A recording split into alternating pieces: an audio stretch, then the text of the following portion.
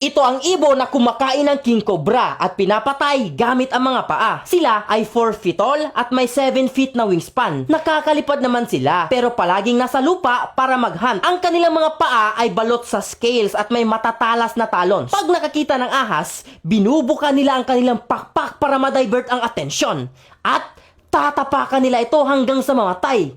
Pam! Pam! Pam! Ang lakas nito ay nasa 190 newtons or 5 times ng kanilang body weight at ang bilis umaabot ng 15 milliseconds. Mas mabilis pa yan sa pagblink ng iyong mata. Kahit pa king cobra, vipers or black mambas, kinakain nila. Yan ang secretary bird na may scientific name na Sagittarius serpentarius na ang ibig sabihin ay archer of the snakes. Nakikita sila sa African savannas at sila ay monogamous. Ibig sabihin, one partner for life lang. At ang kanilang nest ay napakalaki. Ito ang mukha ng kanilang sisiw, pero pag naging adult naman, sobrang ganda nila. Pero sila ay endangered ayon sa IUCN dahil sa habitat loss at human disturbance. Ako si Kuya Babol, sa pangarap ko maging katulad ni Kuya Kim. And if you want to know more facts about science, animals, and everything dito sa mundo, just follow me. Sana may natutunan naman kayo. And that is what I discovered.